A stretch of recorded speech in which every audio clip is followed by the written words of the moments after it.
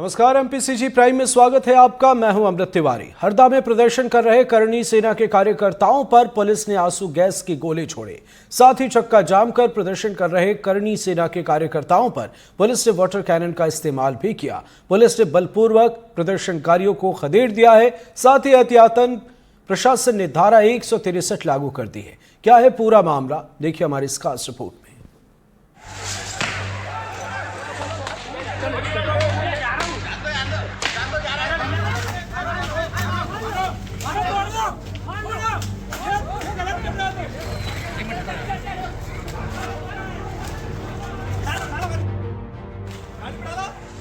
गुस्सा ऐसा भड़का कि करनी सेना के कार्यकर्ता हरदा की सड़कों पर उतरकर हंगामा करने लगे।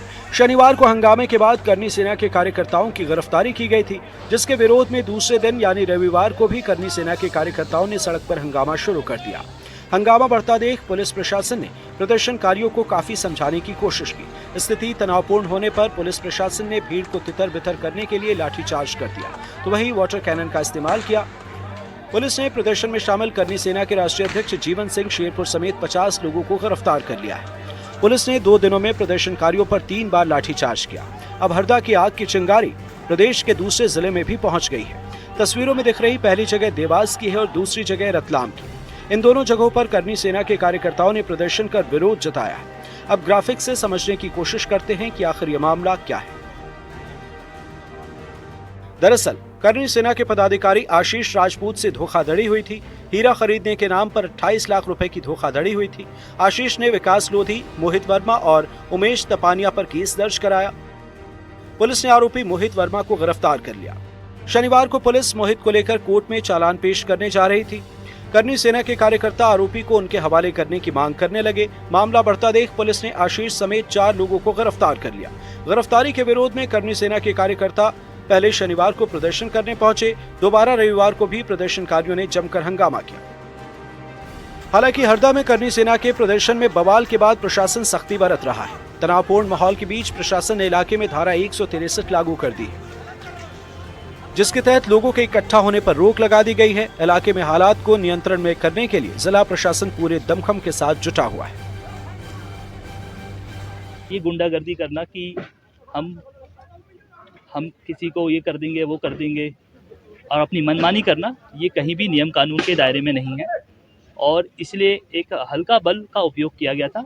और आज भी आप देख रहे हैं कि 12 घंटे से ये लोग अभी जाम लगाकर बैठे हुए थे। कई बार पूरी रात भर सॉफ्ट डिप्लोमेसी के जरिए बातचीत की गई है। सभी चैनल्स ऑफ कम्युनिकेशन ओपन है। हम हमेशा बात करते रहे। रात को 3 बजे तक मैं सभी से बात करता रहा और अभी भी हमने क्रिटिकल सर्विसेज को इंश्योर करने के लिए रिक्वेस्ट भी किया। हमारी जो एम्बुलेंसेस हैं, हमारे अन्य वाहन हैं, इनको गुजरने दिया जाए। ये बहुत ही सेंसिटिव स्पॉट है जहाँ पे ये लोग चक्का जाम करके बैठे हुए थे, इसलिए एक ग्रेडेड रिस्पांस और एक प्रोपोर्शनल रिस्पांस हमने दिया। Basically law and order maintain करना पुलिस एंड प्रशासन की जिम्मेदारी है। कल से लॉफुली जो भी लीगल प्रोसीडिंग्स हो रही थी उसमें जो प्रदर्शन करा उसको हमने मिनिमल फोर्स यूज़ करके, ताकि प्रदर्शन ना हो, और फोर्स यूज़ करने से पहले सॉफ्ट डिप्लोमेसी लोगों से बात करना, उनको समझाने की पूरी कोशिश करी गई।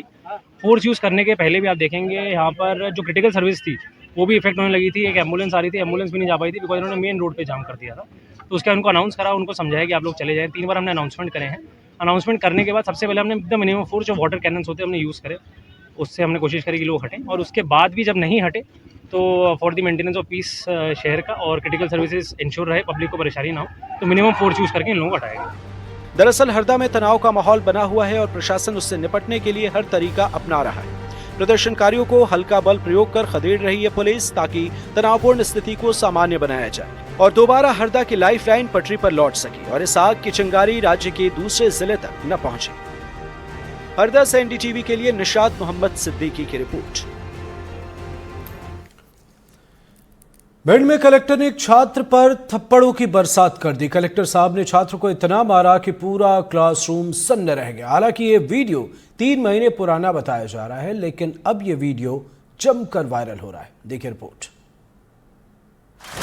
1 2 3 4 और एक के बाद एक कलेक्टर साहब ने कई थप्पड़ रसीद दिए। कलेक्टर साहब का एक एक थप्पड़ से छात्र का कान झन्ना गया तो पूरा क्लासरूम कलेक्टर साहब के थप्पड़ से गूंज उठा और क्लासरूम में सन्नाटा छा गया। ये वीडियो मध्य प्रदेश के भिंड का है। वीडियो में दिख रहे कलेक्टर साहब संजीव श्रीवास्तव। ऐसे हालात तब पैदा हो गए जब दीदयाल डंगरौलिया महाविद्यालय में कलेक्टर साहब घुसा और एक छात्र को बेरहमी से कई थप्पड़ मारे। बताया जा रहा कि ये वीडियो करीब 3 महीने पुराना है, लेकिन अब सामने आने के बाद वायरल हो गया। जानकारी के मुताबिक भिंड कलेक्टर संजीव श्रीवास्तव परीक्षा के दौरान निरीक्षण के लिए कॉलेज पहुंचे थे। इस दौरान उन्हें एक छात्र सिर्फ उत्तर पुस्तिका के साथ बैठा मिला, जबकि प्रश्न पत्र टेबल पर नहीं था। जब कलेक्टर ने छात्र से सवाल किया तो सामने आया कि प्रश्न पत्र बाहर सॉल्व कराने के लिए भेजा गया। इस पर कलेक्टर ने सख्ती दिखाते हुए छात्र से पूछताछ की और गुस्से में छात्र को थप्पड़ भी जड़ दिया। दिए की रोशनी में दशकों बिताने के बाद उत्तर बस्तर कांकेर के नक्सल प्रभावित गांव में अब बिजली पहुंचाने की कोशिश हो रही है। नक्सलवाद का अंधेरा दूर होने से नक्सल प्रभावित गांव में अब भी बिजली की रोशनी पहुंच रही है और गांव का हर घर अब बिजली से जगमगाएगा। देखिए हमारी खास रिपोर्ट। सूरज चमकू में चंदा सा दमकू में जगमग जगमग उजवार तारों सा दमकू में मेरी अभिलाषा है। दिए की रोशनी में अपने भविष्य को संवारने में जुटे नौनिहालों के दुख अब जल्द ही दूर होंगे। इन्हें अब दिए की धुंधली रोशनी में पढ़ने के लिए अपनी आंखों पर जोर नहीं लगाना होगा। इन्हें भी अब हाईटेक तरीके से बिजली की रोशनी मिलेगी और ये पढ़ लिख कर भारत के भविष्य के खेवनहार बनेंगे। तस्वीरें कांकेर के नक्सल प्रभावित गांव की है, जहां के विकास में नक्सली हमेशा बाधा बनकर सामने आए हैं और गांव विकास से कोसों दूर चला गया। हालांकि अब नक्सल प्रभावित 62 गाँवों के दिन बुहरने वाले हैं। सरकार इन गाँवों में बिजली की व्यवस्था करने जा रही है, जिसकी तस्दीक कलेक्टर ने खुद ही की है।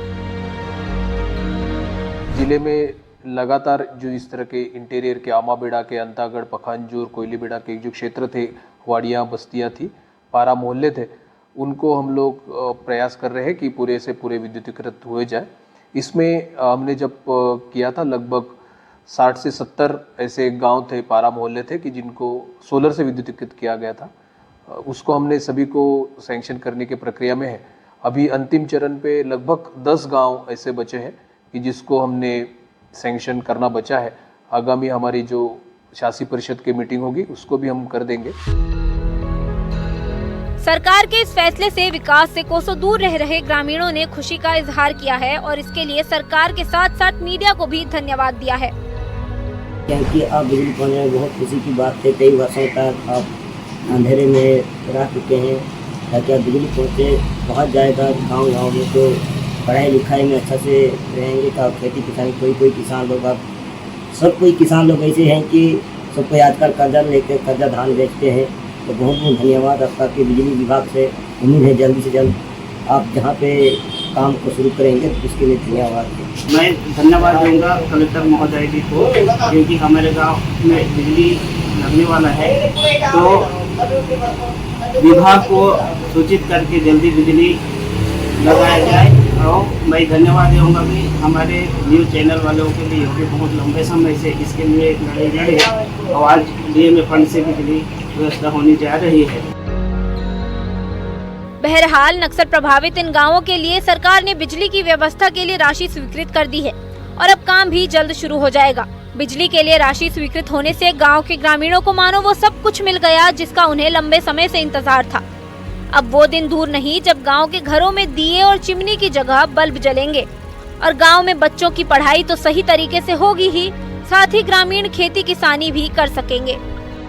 70 दशक के इन सालों में क्योंकि नक्सलवाद अब धीरे धीरे पीछे ढकेलता जा रहा है और अंदरूनी क्षेत्रों में अब लाइट की रोशनी या यूं कहें कि दिए की रोशनी से अब अंधेरा छटकर बल्ब की रोशनी में ये गांव अब उजियारा होगा। नीरज तिवारी, एनडीटीवी, कांकेर। गुना में स्कूलों की हालत बेहद खराब है। बात चल डोबरा गांव की करें तो यहाँ एक स्कूल भगवान भरोसे चल रहा है। ये स्कूल मंदिर में शिफ्ट कर दिया गया है और बच्चों की पढ़ाई वहीं चल रही है। एक और तस्वीर बीलाखेड़ी गांव से सामने आई, जहां एक क्लास में क्षमता से ज्यादा बच्चे बैठकर पढ़ाई कर रहे हैं। देखिए रिपोर्ट।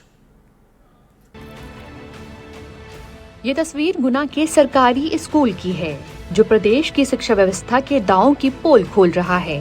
वैसे तो स्कूल को शिक्षा के मंदिर का दर्जा दिया जाता है, लेकिन चक डोबरा गांव में पूरा का पूरा सरकारी स्कूल ही मंदिर में शिफ्ट कर दिया गया है।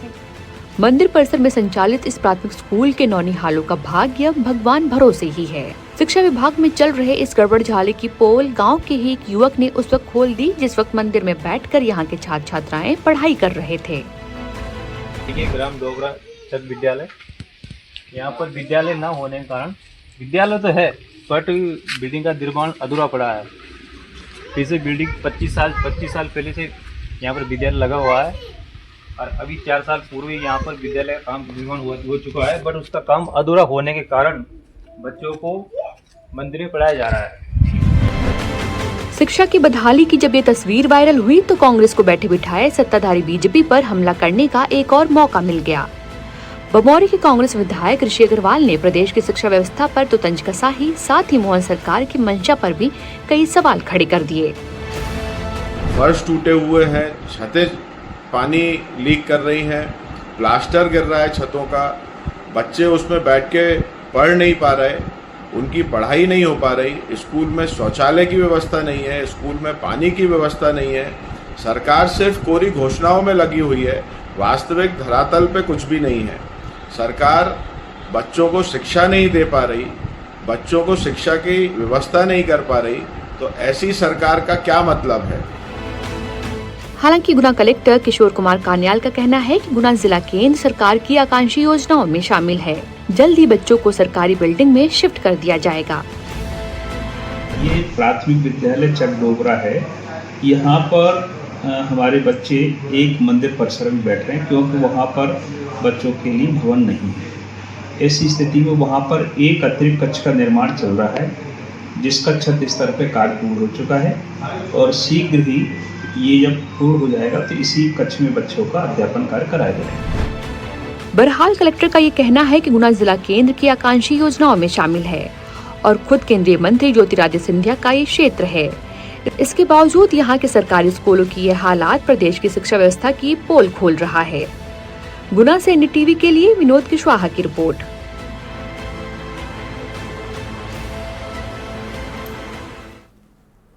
इंदौर की सड़कों पर आजकल बाइक सवार एक शख्स दिखाई देगा जिसने हेलमेट पर CCTV कैमरा लगाया हुआ है। आखिर इस शख्स ने हेलमेट पर CCTV कैमरा क्यों लगाया, देखिए हमारी ये खास रिपोर्ट। इससे पहले आपने कभी भी ऐसा वीडियो नहीं देखा होगा, भला हेलमेट पर भी कोई CCTV कैमरा लगाता है। बाइक सवार इंदौर के इस शख्स के हेलमेट पर जिसने भी कैमरा देखा वो हैरान रह गया और देखते ही देखते इसका वीडियो वायरल हो गया। अब सवाल ये है कि राजू नाम का ये शख्स हेलमेट पर CCTV लगाकर क्यों घूम रहा है। हम घर जाते हैं तो घर में कुछ चौहान लोग हमको घर में घुस करके मारते हैं, हमारी फैमिली को घर में घुस करके मारते हैं। और खाने में जाते हैं तो खाने वाले डराते धमकाते हैं। इसमें हमारी कोई कहीं से कहीं की कोई जो है हमारी सहायता नहीं करती, पुलिस वाले भी सहायता नहीं करते। साफ है ये शख्स हेलमेट सिर्फ हादसों से बचने के लिए नहीं बल्कि अपनी जिंदगी बचाने के लिए पहन रहा है। वीडियो सोशल मीडिया पर वायरल है जिसे देखने के बाद लोग पुलिस और प्रशासन को खूब कोस रहे हैं।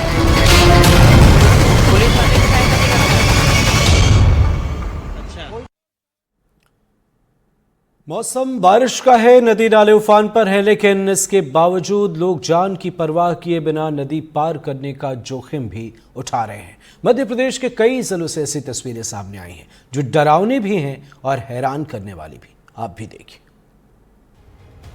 पानी का तेज बहाव, नाले के ऊपर से बहता पानी, चारों तरफ सिर्फ पानी ही पानी।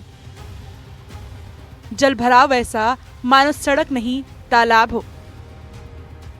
सड़कों पर से बहती नदियां। तस्वीरें देखिए, यहाँ हर तरफ सिर्फ पानी ही पानी नजर आ रहा है। यहाँ नदी सड़कों के ऊपर से बह रही है। पानी की तेज धार के बीच ये लोग सड़क पार करने की कोशिश कर रहे हैं। उफनती धारा में सड़क पार करने में बच्चे भी शामिल हैं। किसी को पानी में बह जाने का खौफ नहीं है। उफनती नदी के बीच सड़क पार करने का ये वीडियो विदिशा का है। मध्य प्रदेश इन दिनों मौसम की मार झेल रहा है। भारी बारिश के कारण पानी हाहाकार मचा रहा है। कहीं सड़कें डूबी है तो कहीं घर। जिले का ज्यादातर इलाका पानी में डूबा हुआ है और तो और जल भराव ऐसा है कि सड़कें नदियों में तब्दील नजर आ रही है। इसी बीच विदिशा के सिरौन से एक तस्वीर सामने आई है जहां लोग पानी के तेज बहाव के बीच से सड़क पार कर रहे हैं। ऐसा करने वाले ये लोग 1 या 2 की संख्या में नहीं है, बल्कि सैकड़ों लोग हैं, जिनमें बच्चे भी शामिल हैं। कोई बाइक, कोई साइकिल तो कोई पैदल ही सड़क पार कर रहा है। हैरानी की बात यह है कि जान जोखिम में डालने के बाद भी ये लोग मोबाइल से वीडियो बना रहे हैं। नदी की धार तेज है, लेकिन पानी के तेज बहाव के बाद भी लोग जान जोखिम में डाल रहे हैं। हालात ऐसे हैं कि यहाँ एक छोटी सी चूक होने पर जान भी जा सकती है, लेकिन इसके बाद भी लोग बाज नहीं आ रहे। बीते कुछ दिनों से प्रदेश में पानी में बहने की कई खबरें सामने आई है। कहीं तेज बहाव में गाड़ियां बह गई, कहीं लोग झरने में फंस गए, तो कहीं कुछ जान भी जा चुकी है। प्रशासन अपनी तरफ से लोगों से अपील कर रहा है, लेकिन इसके बावजूद लोग अपनी जान जोखिम में डालने से बाज नहीं आ रहे। Bureau report, NDTV. Madhya Pradesh और उत्तर प्रदेश में फैला बुंदेलखंड इलाका पानी के लिए परेशान रहता है। यहाँ साल भर बारिश बहुत कम होती है, लेकिन इस बार सावन वहां भी झूम कर आया है। बादल जमकर बरसे, इतना जमकर बरसे कि बांध खोलने पड़ रहे हैं। निचले इलाकों के लोगों को सुरक्षित जगह भेजना पड़ रहा है। देखिए रिपोर्ट। खेत खलिहानों के बीच जहां आम दिनों किसान और मवेशियों की आवाजाही रहती है, वहां मोटर बोट चल रही है। ये मध्य प्रदेश का छतरपुर जिला है। भारी बारिश के बाद शनिवार को यहां करीब ही पड़िया बांध टूटा तो पानी निचले रिहायशी इलाकों में भर गया। अचानक पानी भरने से कई लोगों को सुरक्षित जगहों पर जाने का मौका ही नहीं मिला। ऐसे पुलिस प्रशासन के साथ एसडीआरएफ की टीमों ने जिम्मा संभाला। एसडीआरएफ की टीमें मोटर बोट्स के साथ रिहायशी इलाकों में पहुंची और लोगों को सुरक्षित जगहों पर पहुंचाना शुरू कर दिया। जब तक एसडीआरएफ की टीम नहीं आ गई, तब तक कई जगहों पर लोगों ने घरों की छतों पर शरण ली। यहाँ के पूछी दालोन गांव में करीब 40 बच्चे और शिक्षिका एक स्कूल में फंस गए थे, जिन्हें एसडीआरएफ ने सुरक्षित जगह पहुंचा दिया है। साल भर सूखे का सामना करने वाले बुंदेलखंड में इन दिनों बादल जमकर बरस रहे हैं। पानी निकालने के लिए रनगुआ बांध के 14 गेट भी खोल दिए गए हैं। उधर केन नदी का पानी बढ़ने के कारण प्रशासन अलर्ट है। शहडोल में एक अनोखा विरोध प्रदर्शन किया गया, जहां एक गांव के किसानों ने रोड न बनने पर अनोखा विरोध जताया। क्या हुआ, कैसे हुआ, देखिए हमारी इस खास रिपोर्ट में। इन तस्वीरों में मायूसी है, बेचारगी है, दर्द छुपा है, परेशानी का इजहार है। लोकतांत्रिक देश है, विरोध का हक सबके पास है। भोले भाले ग्रामीणों को इसका मतलब खूब समझ में आया। वो पानी और कीचड़ भरी सड़क पर उतर आए, धान के पौधों की रोपाई शुरू कर दी।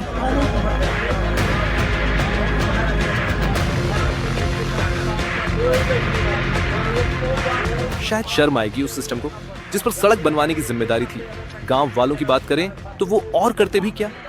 इस रास्ते को गौर से देखिए, फिर बताइए कि सड़क दिख कहां रही है। रोड के नाम पर गड्ढे, कीचड़ और मलबा ही नजर आ रहे हैं।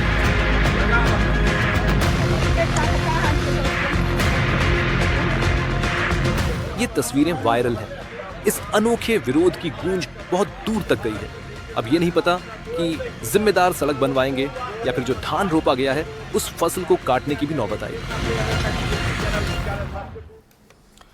बिलासपुर में आयोजित पीडब्ल्यूडी की एससी भर्ती परीक्षा में नकल का मामला सामने आया, जहां एक अभ्यर्थी कैमरे के साथ परीक्षा देने पहुंचे थे। स्थानीय लोगों ने अभ्यर्थी को पकड़ा और पुलिस से शिकायत की। जानकारी के मुताबिक युवती परीक्षा केंद्र के बाहर ऑटो में बैठकर परीक्षा दे रही अपनी सहेली की मदद कर रही थी।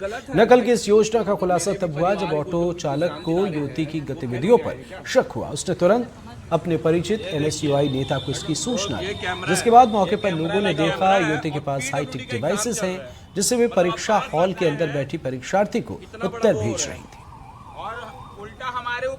आज पूरे प्रदेश भर में व्यापम के ओर से पीडब्ल्यूडी सब इंजीनियर की परीक्षा आयोजित की गई थी। आज बिलासपुर में जो है एक नकल प्रकरण देखा गया, जिसमें एनएसयूआई के छात्रों के द्वारा नकल प्रकरण को पकड़ा गया था। इस मामले में हमने जब छात्र नेताओं से बात की तो उन्होंने कहा कि बड़ी इसमें गड़बड़ी की गई है और परीक्षा के निरीक्षक थे उनके द्वारा भी लापरवाही बरती गई थी। बिना जांच के ऐसे छात्रों को जो है परीक्षा में घुसने की अनुमति दी गई थी। हम सीधे तौर पर बात करेंगे एनएसयूआई के छात्र नेता से कि किस तरीके से जो है सरकंडा जो परीक्षा केंद्र था वहां पे इस पूरे घटना को जो किया गया था, क्या कुछ हुआ था यहाँ पे?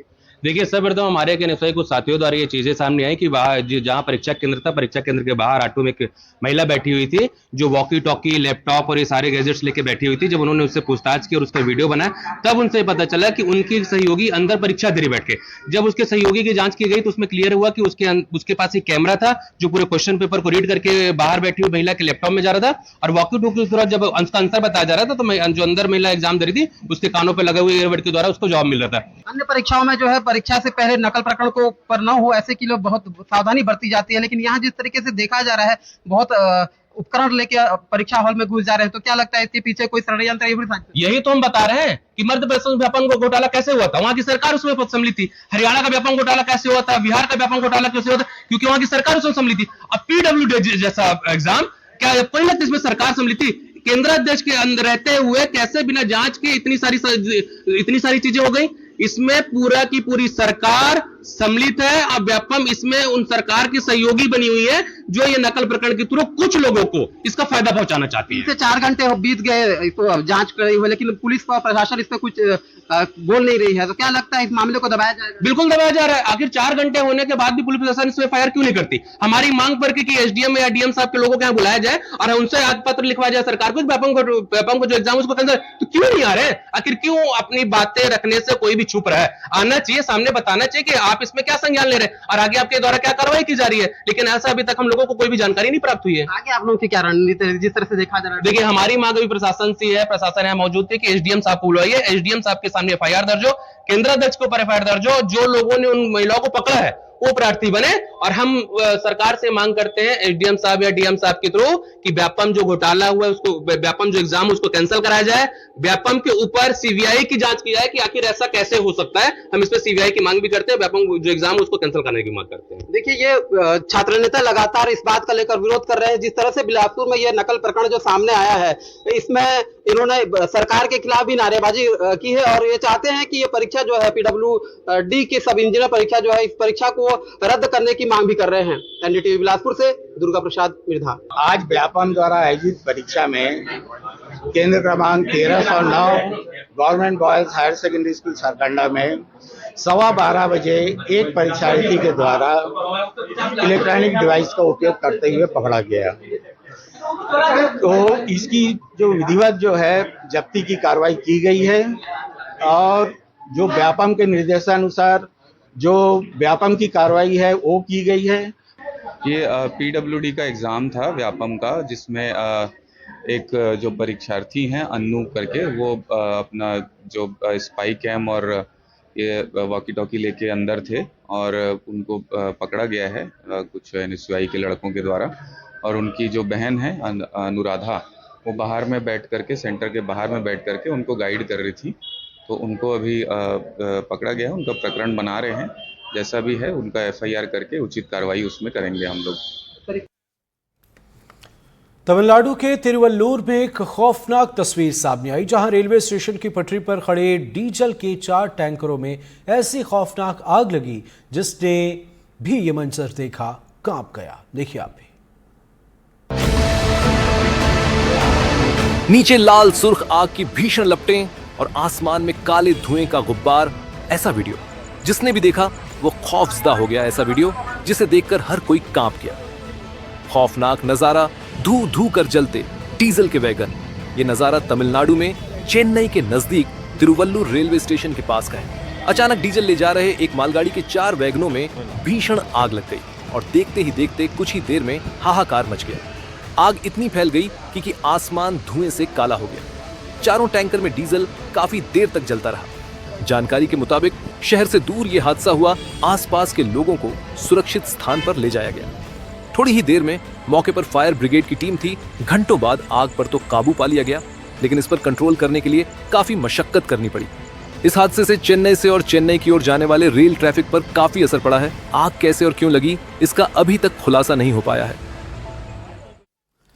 तेलंगाना के 2 हफ्ते में दूसरा हादसा हुआ। 30 जून को यहां सिगाची इंडस्ट्रीज में हुए आग हादसे में 44 लोगों की मौत हुई। रविवार को फिर से उसी औद्योगिक क्षेत्र में एक वेस्ट मैनेजमेंट कंपनी की इकाई में आग लग गई। इस बार कोई हताहत तो नहीं हुआ, लेकिन माली नुकसान बहुत हुआ है। देखिए रिपोर्ट। आग की इन लपटों ने एक वेस्ट मैनेजमेंट कंपनी के दफ्तर को अपने आगोश में ले लिया। तेलंगाना के सांगारेड्डी जिले में पशमेलाराम इंडस्ट्रियल एरिया में स्थित इस यूनिट में लगी आग को बुझाने के लिए फायर ब्रिगेड को पूरी ताकत झोंकनी पड़ी ताकि आग आसपास की फैक्ट्रियों तक न पहुंच पाए। यहाँ आसपास कई फार्मा कंपनियों की इकाइयां भी हैं। इस घटना में किसी के हताहत होने की खबर नहीं है, लेकिन इस यूनिट में खड़ी एक जेसीबी और एक गाड़ी आग की भेंट चढ़ गई। कंपनी के स्टाफ को आशंका है कि आग किसी शॉर्ट सर्किट के कारण लगी होगी। इसी इलाके में 30 जून को एक बड़ा हादसा हुआ था, जब सिगाची इंडस्ट्रीज की शेड में एक भयानक धमाका हुआ जो कई किलोमीटर दूर तक सुना गया। हादसे में 44 लोगों की मौत हो गई और 30 से ज्यादा घायल हो गए। तब से ही यहाँ किसी भी आग हादसे को लेकर लोग सहम जाते हैं।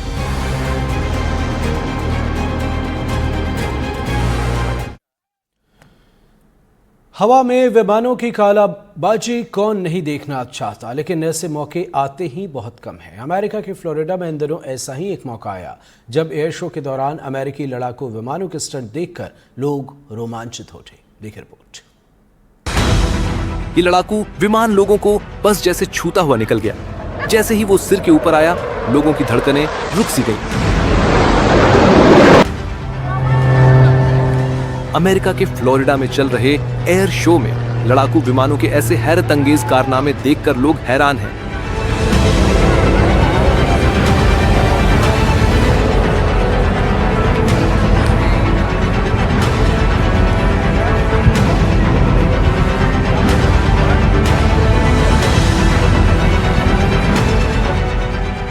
इस एयर शो में अमेरिकी वायुसेना और नौसेना के आधुनिकतम लड़ाकू और ट्रांसपोर्ट विमान हिस्सा ले रहे हैं। इसके अलावा पैराशूट टीम के स्टंट देखने के लिए भी यहाँ लोगों की काफी भीड़ जुट रही है।